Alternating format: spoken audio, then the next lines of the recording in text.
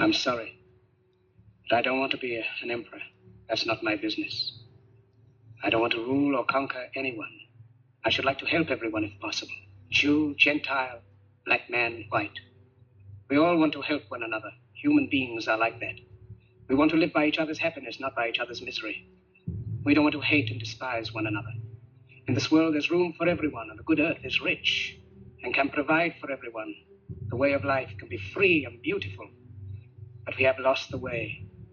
Greed has poisoned men's souls, has barricaded the world with hate, has goose-stepped us into misery and bloodshed. We have developed speed, but we have shut ourselves in. Machinery that gives abundance has left us in want.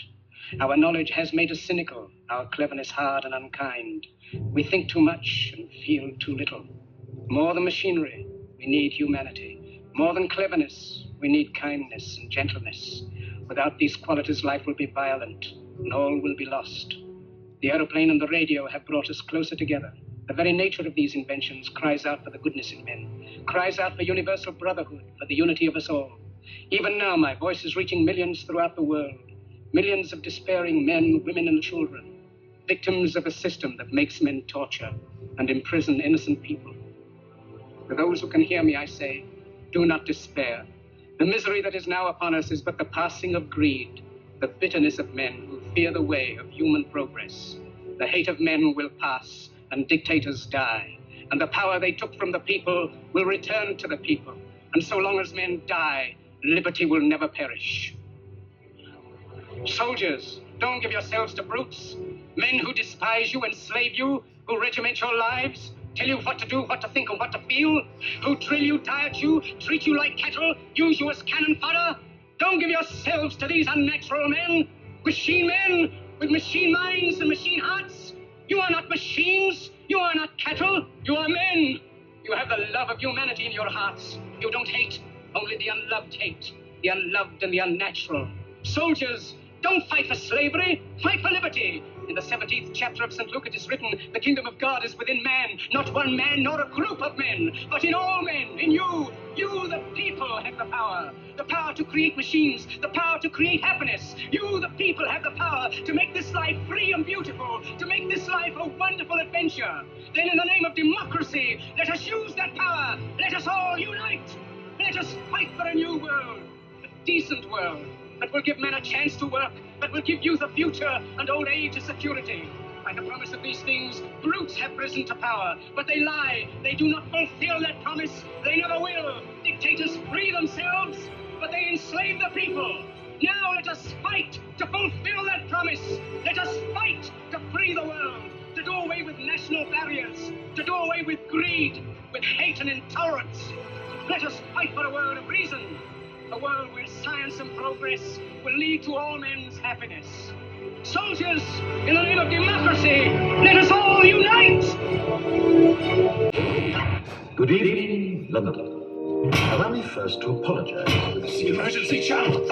I do, like many of you, appreciate the comforts of the everyday routine, the security of the familiar, the tranquility, repetition. Bloody hell. I enjoy them as much as any bloke. But in the spirit of commemoration, whereby those important events of the past, usually associated with someone's death or the end of some awful bloody struggle, are celebrated with a nice holiday, I thought we could mark this November the 5th, a day that is sadly no longer remembered, by taking some time out of our daily lives to sit down and have a little chat. There are, of course, those who do not want us to speak. Let me think, just let me think. I suspect even now orders are being shouted into telephones and men with guns will soon be on their way. It's Chancellor Sutler. Damn it. Why? Because while the truncheon may be used in lieu of conversation, words will always retain their power.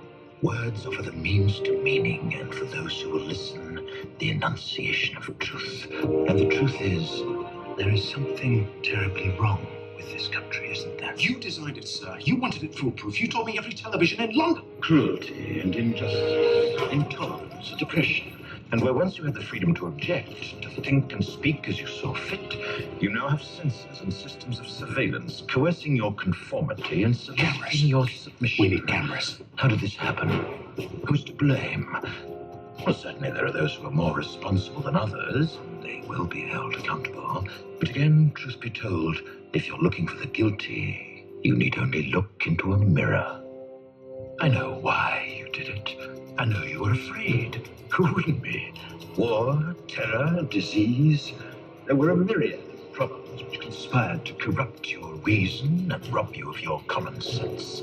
Fear got the best of you, and in your panic you turned to the now High Chancellor Adam Sutler. He promised you order, he promised you peace, and all he demanded in return was your silent, obedient consent. Inspector, you're almost through. Last night, I sought to end that silence. Last night, I destroyed the Old Bailey to remind this country of what it has forgotten. More than 400 years ago, a great citizen wished to embed the 5th of November forever in our memory. His hope was to remind the world that fairness, justice, and freedom are more than words. They are perspectives.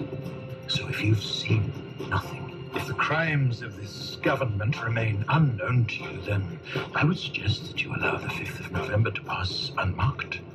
But if you see what I see, if you feel as I feel, and if you would seek as I seek, then I ask you to stand beside me 1 year from tonight, outside the gates of Parliament, and together we shall give them a 5th of November that shall never, ever be forgotten.